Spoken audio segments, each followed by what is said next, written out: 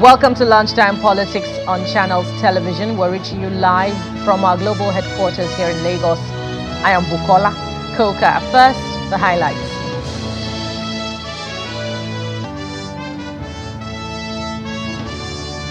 Strike action called by organized labor under the umbrella of the Nigeria Labour Congress and the Trade Union Congress and their affiliates enters day 2 as students, others, workers return home.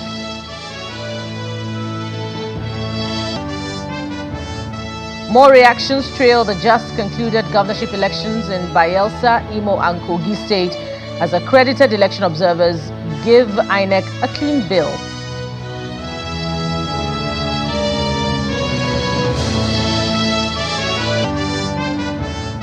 Plus, 3 p.m. That's the stipulated time by the appeal court in Lagos for its judgment in the appeal filed by the governorship candidate of the Labour Party, Gbadebo Rhodes Viver, and that of the People's Democratic Party and its candidate, Abdulaziz Olajide Adediran, challenging the re-election of Governor Babajide Sanwo-Olu.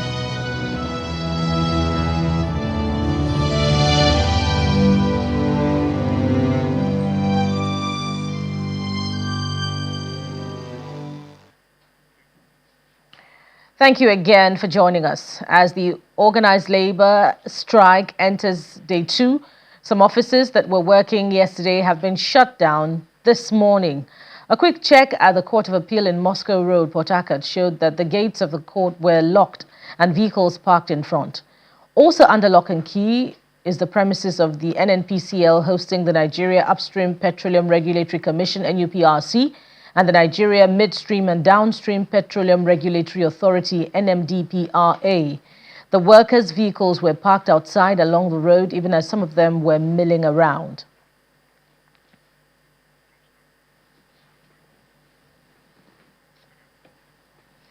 And as the NLC strike enters day 2 across the country, the National Association of Academic Technologists, NAT, has called on the Governing Council and management of the University of Ibadan to approve its demand on career elongation from grade level 13 to 14 and 15 as agreed with the federal government. Addressing a press conference in Ibadan, the Oyo State capital, the union notes that in 2009, the union had an agreement with the federal government for the elongation of career structure from grade level 13 to 14 and 15. Chairman of the union, Comrade Paul Yahaya, said many federal universities across the country have domiciled and approved the agreement, but the University of Ibadan has not done anything in this regard. Noting that some of the members of NAT have been on the same grade level for over 10 years in the university, he called on relevant stakeholders to look into the matter as quickly as possible so it does not escalate into an industrial crisis.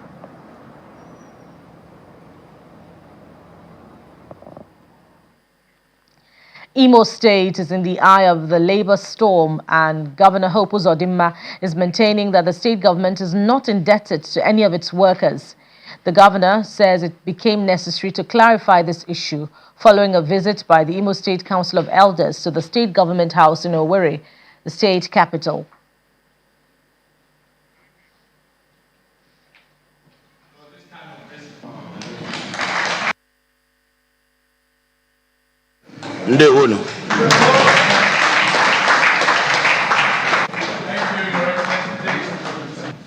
Of the issue of labor,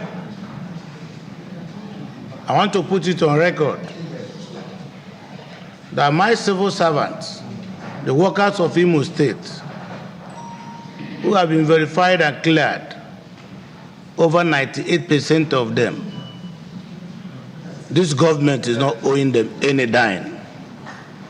If there is anything, I met backlog of salaries of judges in this state, 24 months, left behind. And I struggled I made sure I paid all the outstanding arrears of salaries. So Imo State government is not owing any worker. The sponsored antagonism between Imo State and national leadership of Nigerian Labour Congress, politically sponsored antagonism, we are already handling. The government of Imo State regrets any assault meted on the president of Nigerian Labour Congress, but at the same time condemn in its entirety the attempt by the president of Nigerian Labour Congress to take the leadership of Imo State for granted. He is one of us. He is from this state, elected as president of Nigerian Labour Congress. It should be an advantage to Imo State.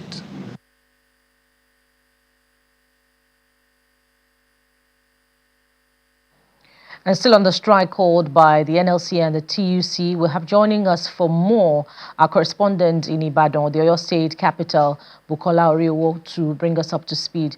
Hello, Bukola.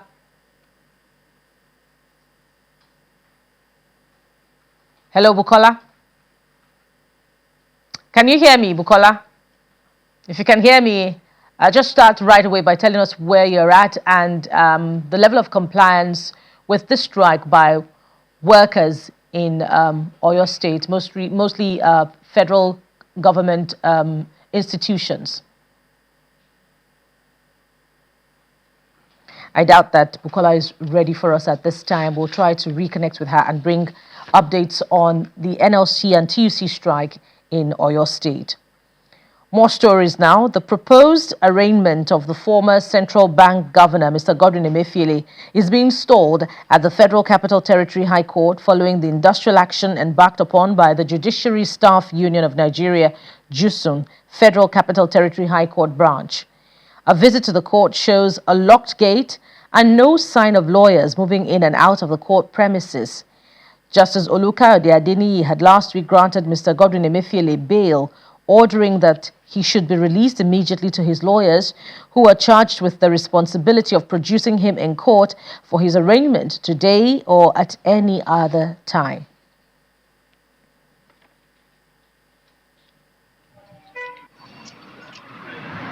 For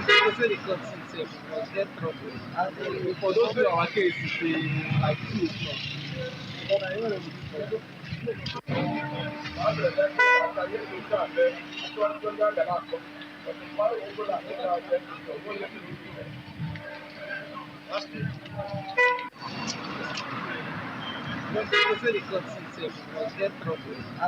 For those who our case is like 2 o'clock.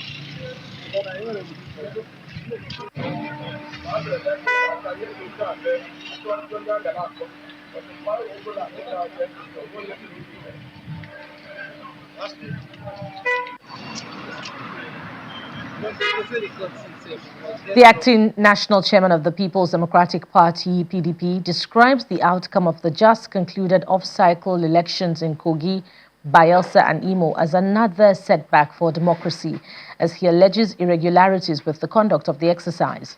Speaking at a news conference in Abuja, the acting national chairman of the party, Mr. Umar Damagum, notes that the electorate were disenfranchised during last Saturday's elections in the 3 states.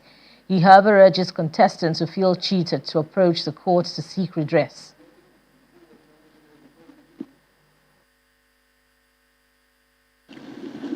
We want to say in clear terms that this election that was held on Saturday has further confirmed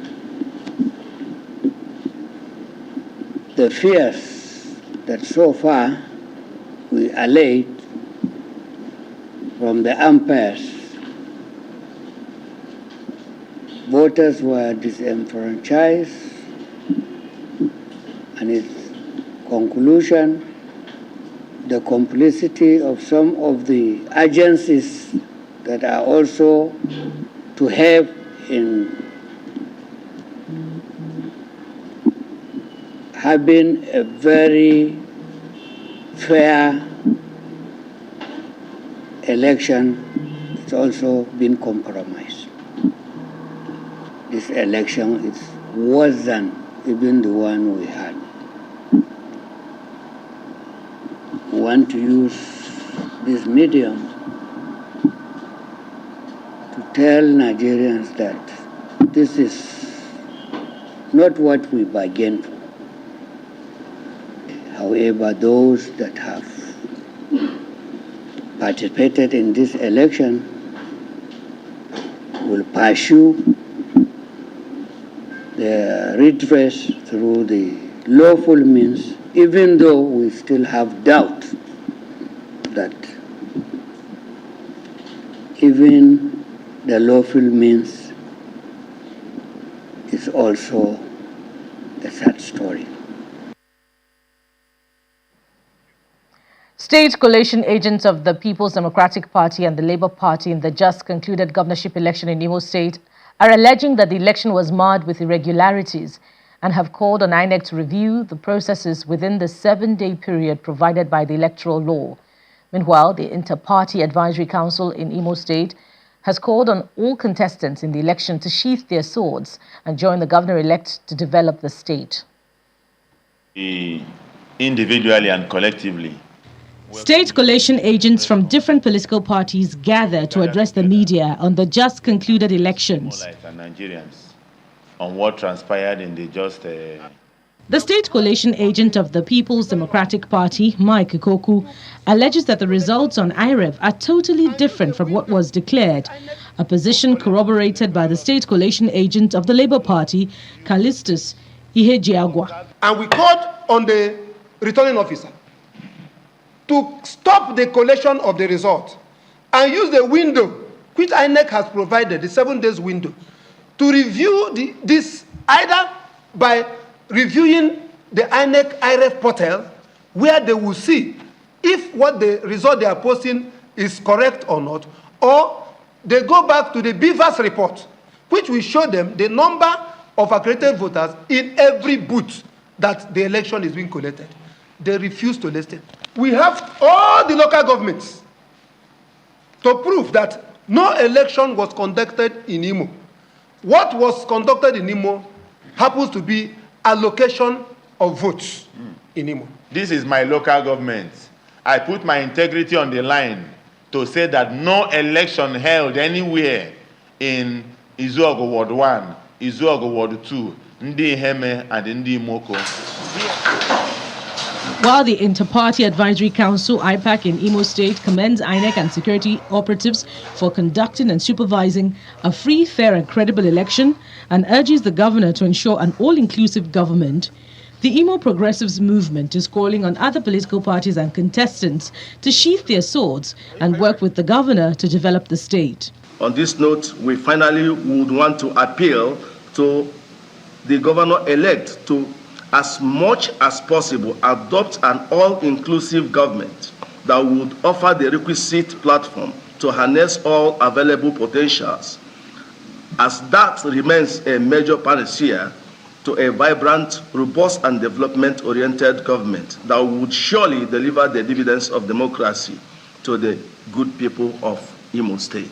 IPL finally appeals to other political parties and the candidates who participated in the election to embrace patriotism and display the attitude of true patriotism.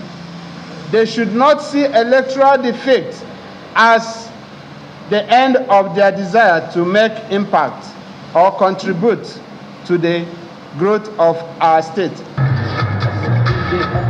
While supporters of the All Progressives Congress have continued to celebrate the victory of Governor Hope Uzodimma at the polls, other political parties remain dissatisfied with the outcome of the election.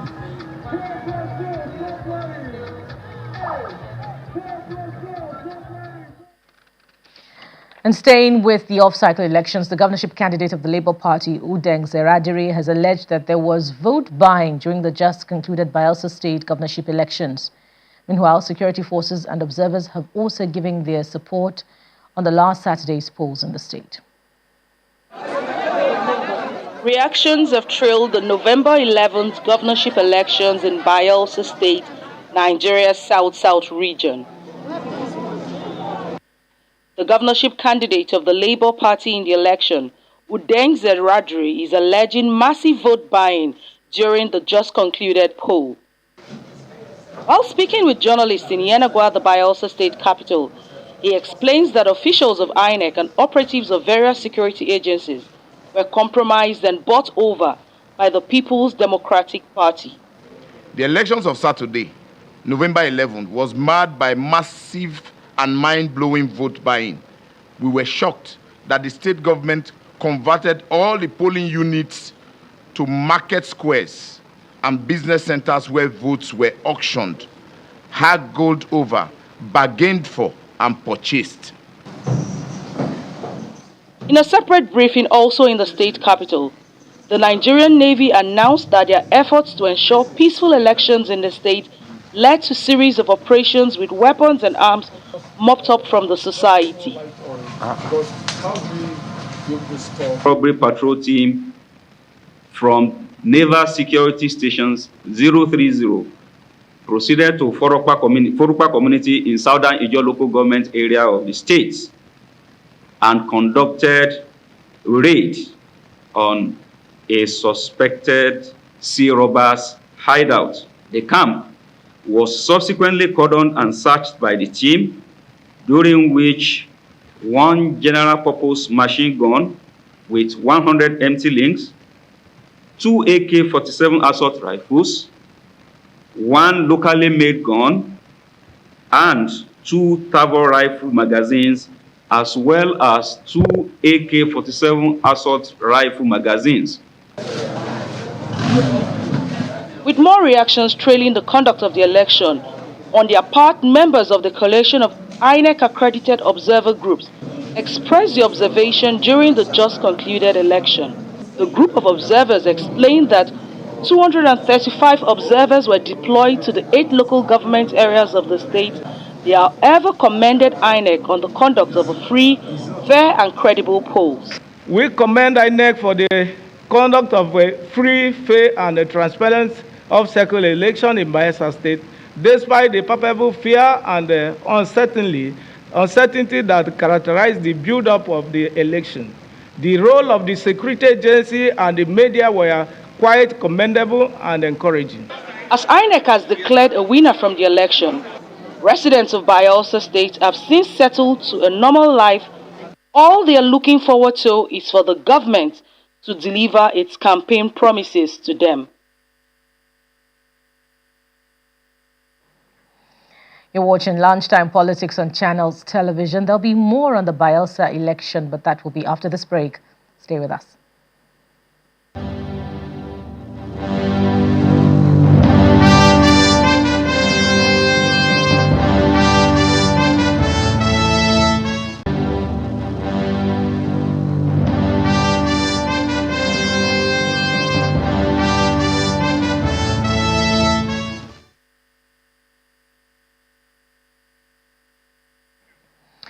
And welcome back to Lunchtime Politics. We have now joining us the State Organizing Secretary of the All Progressives Congress in Bayelsa State, Mr. Tokpo Coronation, for more on the election in Bayelsa State. Thank you for joining us, Mr. Tokpo Coronation.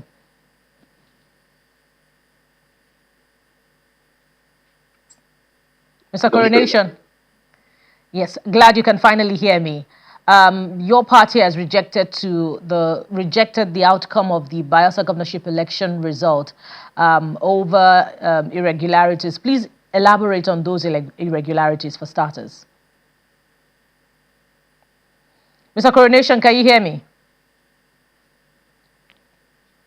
Yes, I can hear you. Brilliant.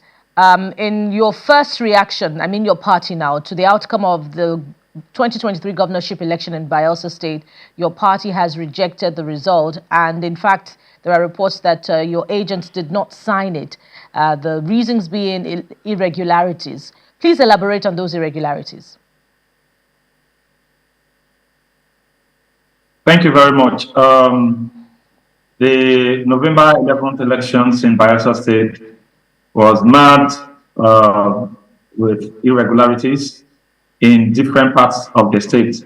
For example, in Kolukuma-Kokuma local government area, which is the local government area of the incumbent governor, there were a lot widespread issues of violence visited on our members, voter suppression, intimidation, and sometimes some of our members were beaten up. In Ward 6, which is the governor's ward, all APC members were warned not to come out. They should not risk their lives to come out to vote. And so they had to stay back.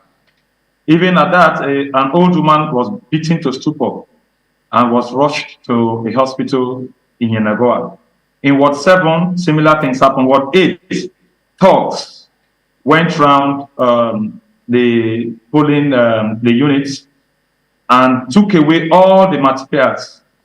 And could you believe that the votes were being sorted, and these thugs with some key PDP leaders went and took the materials, forced the materials away from the people. The agents were not allowed to get close to the collation center, and they went and contrived results that reflected as though APC members did not even vote for our candidate. In other areas too, widespread intimidation with the military. For example, in Yenagoa local government, the military was used to chase away our supporters. PDP thugs were shooting sporadically in the presence, full glare of the military. And these things went unchallenged till the elections were concluded. So many wards, materials were taken to collation centers, and the agents of the APC were not allowed to get close to those collation centers. Now, on the 9th of November, the resident electoral commissioner in Bayelsa State wrote the commissioner of police and asked that votes from Nembe local government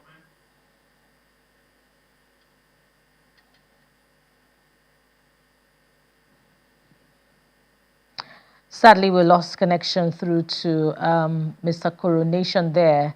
I wonder if it can be restored almost immediately so that we can continue with the conversation. And I was going to ask or say in return that the same accusations were leveled against the All Progressives Congress in Bayelsa State. I wonder if you're back, Mr. Coronation. Are you back? Okay, Mr. Coronation is not back. We'll hope that we can conclude the conversation. Let's now turn to our correspondent in River State, Charles Oporum, to bring us up to speed with how things are panning out as far as labor strike is concerned. Hello, Charles. Hi, Buki. Good morning. Or good afternoon, rather. Yeah, good afternoon yes, to you indeed. too. Yeah, yesterday okay, Go ahead, Charles. Yes, yesterday, when I was talking to you at about this time yesterday, I was standing at the Secretariat, the Federal Secretariat, and I was telling you that there was a level of substantial compliance. And indeed, we also visited the State Secretariat, where, yes, there was some compliance, but there was more compliance at the Federal Secretariat as opposed to the State Secretariat. Today, I and my cameraman were at the River State Police Command headquarters because a new commissioner of police is taking over today. But along Moscow Road, I also went to take a look at the NNPC, FIRS, Court of Appeal, even the River State House of Assembly. All these places were shut down. Like the gates were locked. The NNPC Limited, which hosts NMDPRA, that's the midstream, of course, the NUPRS, which is the upstream group. The workers couldn't even get into the office. Like all their cars were parked along the road and outside, which is usually not the case in these places. The Court of Appeal as well. The front of the Court of Appeal premises was literally a car park. And then the fence of the River State House of Assembly, nobody, the members of the River State House of Assembly Commission, that is the civil servants who work there, were also not at work. So all these places were shut down, locked. And if you remember, yesterday we did have a press briefing with the two chairmen, the state chairman of the NLC and the TUC, comrades Alex and Ikechukwu, and they said, yes, we weren't able to get 100% compliance yesterday, but we will be seeking for improved compliance today. And as of this morning, they were moving around. They went to the state secretariat where they shut the gates. We saw them there, but they've been moving from one organization to the other to ensure strict compliance with the organized labor strike. Okay. Interesting. That's another day of compliance. But Tell us how this is impacting the banks in Rivers State. I wonder if the unionists are also picketing banks to ensure compliance, because we see that they're doing that in other states. Ironically, I'm speaking to you from the premises of a bank right now. I'm inside the bank. And work is going on here. As of this moment, this particular bank, there's work ongoing. Staff members are here, but other banks down the road, I did see, some other banks, UBA and all those, their gates were closed, they were picketed, locked, staff members had to leave. But interestingly, this particular bank where I am, nobody is in front of the gates. Workers came to work. Activities are going on, within the bank premises. Maybe, I'm guessing, maybe organized labor's task force team haven't gotten here just yet. But on my way here, I did see banks that had been picketed and closed, and customers had to actually make do with using the ATMs outside. And just before we let you go, Charles, give us a sense of how Riverians or residents in Port Harcourt are taking this strike. How comfortable are they with it? Mixed feelings, mixed reactions. I did have conversations with some people on the streets earlier this morning, and some said, oh, well, it's an inconvenience for us, but we support the strike. Others were of the opinion that, oh, it's a personal thing. They should have localized it to Imo State. But it's mixed feelings. Those of them who are in support of the strike, they have complained about the inconveniences and the discomfort occasioned as a result of the strike. But they say, well, we are still in support because we feel like if this is done in Imo State, it can happen anywhere else. So we support the strike. But others say, well, they should sort out their quarrels in Imo State and leave it there. Now, I forgot to mention as well that earlier today, the airport, the Port Harcourt International Airport is actually functioning very well.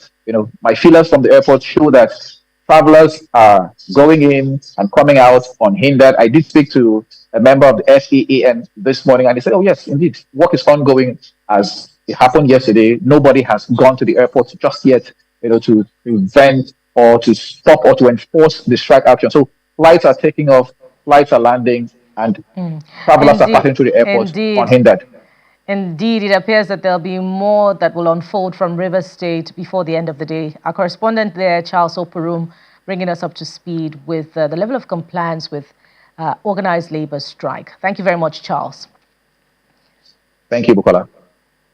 In legal matters, the Court of Appeal in Lagos has fixed today, Wednesday, November the 15th, to deliver judgment in the appeal filed by the governorship candidate of the Labour Party, Mr. Gbadebo Rhodes Viver, and that of the PDP and its candidate, Abdulaziz Olajide Adediran, popularly called Jandor, challenging the re-election of Governor Babajide Sanwo-Olu.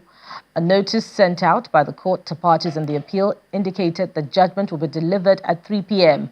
The Court of Appeal panel led by Justice Yargata Nimpa had on November the 7th reserved judgment in the two appeals after listening to the arguments of the parties and set the date for judgment will be communicated to the parties.